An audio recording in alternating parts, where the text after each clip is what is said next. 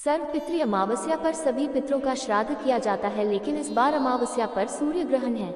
ऐसे में पितरों का तर्पण कैसे और कब करना सही होगा, जाने पितृ दोष दूर करने के उपाय। सर्वपितृ अमावस्या 2 अक्टूबर 2024 को है।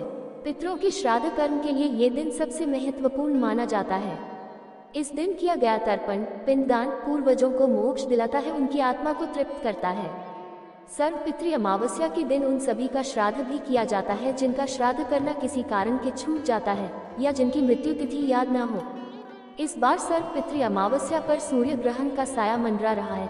ऐसे में ग्रहण काल में श्राद्ध कैसे होगा, जाने पितृपक्ष की अमावस्या पर श्राद्ध कब और कैसे करें। सूर्य ग्रहण की शुरुआत 1 अक्टूबर 2024 रात 9:40। सूर्य ग्रहण की समाप्ति 2 अक्टूबर 2024 सुबह 3:17। सर्वपितृ अमावस्या पर लगने वाला सूर्य ग्रहण भारत में दिखाई नहीं देगा, इसलिए इस ग्रहण का सूतक काल मान्य नहीं होगा। ऐसे में आप बिना किसी संशय के इस दिन श्राद्ध कर्म कर सकते हैं। इस दिन कुतुब मुहूर्त सुबह 11:15 बजे से दोपहर 12:24 बजे तक है। उसके बाद रोहिणी मुहूर्त दोपहर 12:34 बजे से दोपहर 1:34 बजे तक होगा। कुतुब और रोहिणी मुहूर्त के अलावा दोपहर में तर्पण करना भी शुभ माना जाता है। दरअसल तर्पण पूजा दोपहर में ही होती है। ज्योतिषियों के अनुसार दोपहर के समय किया गया तर्पण पितरों द्वारा स्वीकार किया जाता है।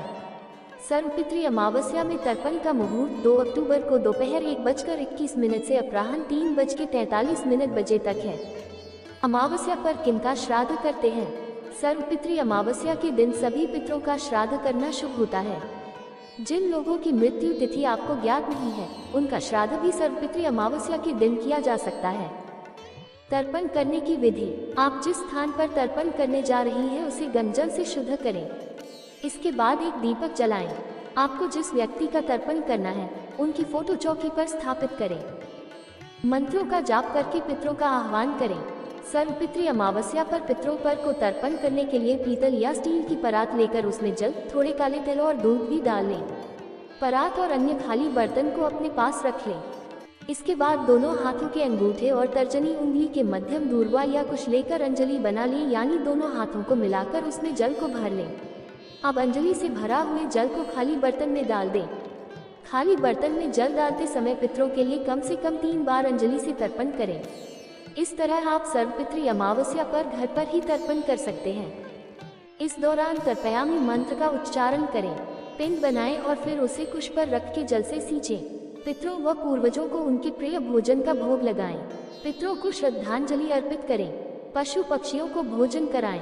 अंत में अपनी श्रद्धानुसार ब्राह्मणों को दान दक्षिणा जरूर दें। मनोकामना पूर्ति के लिए जरूर करें ये उपाय। सर्वपितृ अमावस्या के दिन मनोकामना पूर्ति के लिए तिल का लड्डू बनाएं और मंदिर में जाकर भगवान को भोग लगाएं। साथ ही अपने मनोकामना कहें, इससे आपको लाभ हो सकता है। साथ ही उत्तम फलों की प्राप्ति हो सकती है। ईशान कोण दिशा में जलाएं चौमुखी दीपक। ईशान कोण को हिंदू धर्म और वास्तुशास्त्र में एक बहुत ही पवित्र स्थान माना जाता है। इसे देवताओं का निवास स्थान माना जाता है। इस दिशा में पूजा करने और दीपक जलाने से सकारात्मक ऊर्जा का प्रवाह बढ़ता है और घर में सुख शांति बनी रहती है। ईशान कोण में दीपक जलाने से घर में धन का आगमन होता है और आर्थिक स्थिति मजबूत होती है। करियर में तरक्की पाने का उपाय। यदि आपको करियर में तरक्की पाने या रोजगार पाने में समस्या हो रही है तो सर्वपितृ अमावस्या के दिन एक साफ नींबू अपने घर के मंदिर में रख दें। फिर रात को उस नींबू को अपने सिर पर से 7 बार उतारें और उसको 4 हिस्सों में काटकर चौराहे की चारों दिशाओं में फेंक दें। जल्द ही करियर की सारी बाधाएं दूर होंगी। कर्ज मुक्ति का उपाय। यदि कर्ज से परेशान हैं तो सर्वपितृ अमावस्या की शाम को घर के ईशान कोण में गाय के घी का दीपक जलाएं और इसमें बाती के रूप में कलावे या लाल धागे का उपयोग करें। साथ ही दीपक के घी में केसर के कुछ रेशे और काले तिल डाल दें। जल्द आर्थिक समस्याएं दूर होने लगेंगी। कालसर्प दोष निवारण उपाय। सर्वपितृ अमावस्या के दिन कालसर्प दोष से मुक्ति पाने के लिए सुबह स्नान करके पूजा करें। इसमें चांदी के नाग नागिन की पूजा करें और फिर बहते पानी में चांदी के नाग नागिन को सफेद फूल के साथ प्रभावित कर दें। शत्रुओं से मुक्ति का उपाय। सर्वपितृ अमावस्या की रात काले कुत्ते को तेल से चुपड़ी रोटी खिला दें। ऐसा कुछ अन्य अमावस्या की रात को भी करें। शत्रु हमेशा के लिए खत्म हो जाएंगे। मनोकामना पूर्ति का उपाय। सर्वपितृ अमावस्या को पितरों के नाम पर श्राद्ध तर्पण करें और फिर जरूरतमंदों को भोजन कराएं। गाय, कौए, कुत्ते, चींटियों को भोजन दें। मछलियों को आटे की गोलियां बनाकर खिलाएं। पितृ प्रसन्न होंगे और आपकी सारी मनोकामनाएं पूरी करेंगे। तर्पण के अलावा इस काम से करें पितरों प्रसन्न। पितृ पक्ष में पौधे लगाने से पितृदोष निवारण में सहायता मिलती है। पौराणिक मान्यता के अनुसार पीपल, बेल, तुलसी आदि पौधों में भगवान विष्णु और अन्य देवों का वास होता है।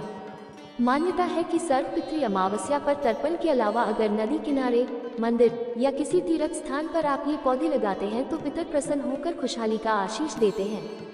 पितरों की मुक्ति के लिए पीपल का महत्व। गरुड़ पुराण और श्रीमद्भागवत महापुराण के अनुसार पीपल में श्रीहरि और पितरों का वास होता है। सर्वपितृ अमावस्या के दिन पीपल के पेड़ को जल से सींचना चाहिए और पूजन करना चाहिए, इससे पितृदोष समाप्त होता है। श्राद्ध कर्म भी नदी के तट और पीपल के नीचे करना श्रेष्ठ माना जाता है। इससे पूर्वज जल अन्न आसानी से ग्रहण कर पाते हैं। घर में क्लेश हो रहे हैं, सुख शांति छिन गई है तो बृहस्पति की शांति के लिए पितृ पक्ष में पीपल की लकड़ी से हवन करना चाहिए। इससे घर में सकारात्मक ऊर्जा का संचार बढ़ता है। दोस्तों, जानकारी अच्छी लगी हो तो कृपया वीडियो को लाइक करना और चैनल को सब्सक्राइब करना। धन्यवाद।